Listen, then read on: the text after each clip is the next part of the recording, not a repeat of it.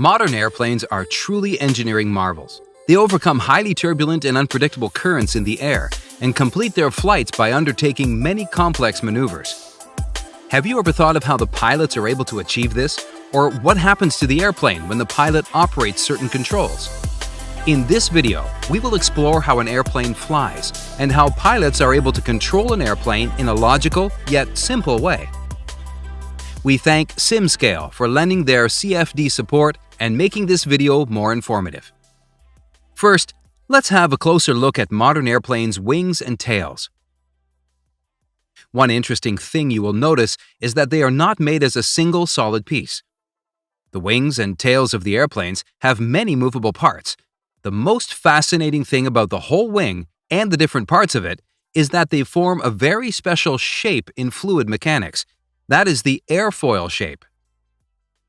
Just by understanding the physics behind this simple shape will allow you to completely understand airplane physics. Let's learn more about airfoils. An airfoil produces a lift force when moved relative to the air. This lift force makes an airplane fly. How is this lift produced? The airfoil produces a downwash as shown. This causes a pressure difference at the top and bottom of the airfoil, and hence produces lift. This high-quality CFD analysis using SimScale software clearly illustrates this fact. Generally, the higher the angle of attack, the greater will be the downwash and therefore the lift force. A greater airspeed also increases the lift force significantly. Interestingly, in mankind's first successful flight, the Wright Flyer also made use of this same airfoil principle. Even though their airfoils were a simple curved shape, it was sufficient to produce a good downwash. More specifically, their airplane had two such airfoils. One more idea to increase the lift force is by altering the airfoil shape like this. The alteration in shape will definitely increase the downwash and the wing area, hence giving greater lift. In short, there are three techniques to increase the lift of an airfoil. Let's apply this airfoil knowledge to the airplane. If we activate the flaps and slats, it increases the downwash and increases the lift. The ailerons can move up and down, and for that reason, the lift force can decrease and increase respectively.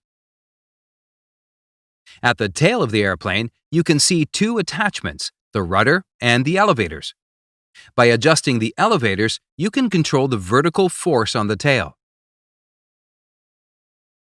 By adjusting the rudder, you can control the horizontal force. Now, let's get into the most interesting part of the video, controlling the aircraft using these simple wing attachments.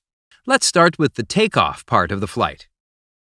To get the airplane to take off from the ground, what you have to do is increase the lift force using various techniques and make sure that this force is more than the gravitational pull.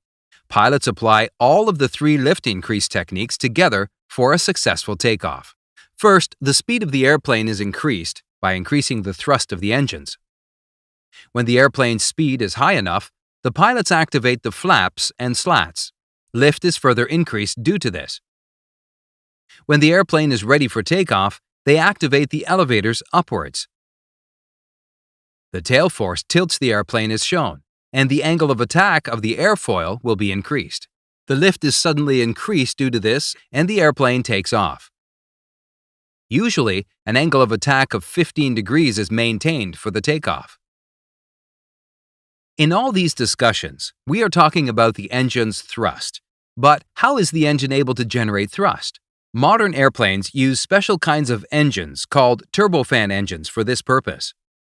In this, the fan's reaction and the reaction force of the exhaust give the necessary thrust force. By burning more fuel, the pilot can achieve more thrust. The fuel of an airplane is stored inside the wings. After the takeoff, next comes the climb phase of the aircraft. As long as the engine's thrust is more than the drag, the speed of the airplane will keep on increasing.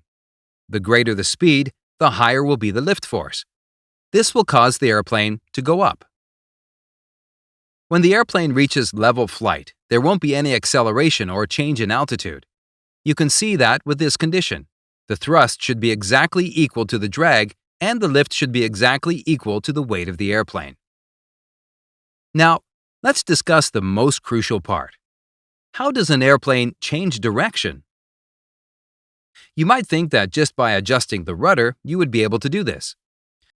The rudder produces a horizontal force, and this force can turn the airplane. However, such a direct change in direction will cause discomfort to passengers, and it is not a practical method.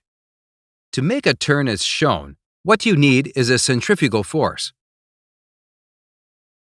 Let's see how pilots achieve this centrifugal force. Pilots just make one aileron go up and the other aileron go down. The difference in the lift force will make the airplane roll. In this roll condition, the lift is not vertical. The horizontal component of the lift can provide the necessary centrifugal force to bank the aircraft. This way, the pilot can make a turn of any radius depending upon the angle of roll and the speed of the airplane. However, this banking technique has some drawbacks. When you keep one aileron up and the other aileron down, the drag forces induced on the wings are not the same. This will cause the airplane to yaw. This phenomenon is known as adverse yaw. The rudder has to be operated simultaneously to prevent the adverse yaw. The way pilots control the different wing attachments and the whole airplane is illustrated in this animation.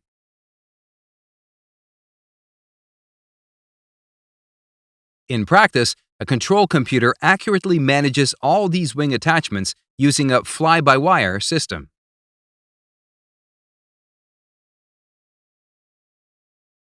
To descend the airplane, what pilots do is decrease the engine's thrust and keep the nose of the airplane down. You can see this is exactly the opposite of the climb operation. As the airplane loses speed, it gets ready for landing.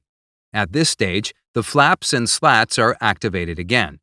These devices also increase the drag. To increase the drag further, a wing attachment called a spoiler is also activated. The pilots use one more trick here to reduce the stopping distance, which is reverse thrust. Here, the engine covers open wide, and the air which was supposed to go backwards is forcefully directed forwards. This will obviously generate reverse thrust and will make the stopping of the airplane easier. The CFD simulations we saw in this video were produced by SimScale, a powerful cloud computing-based FEA and CFD software. To perform complex CFD analyses using your normal laptop or PC, just create a free community account at simscale.com and explore. Please check the description. Thank you.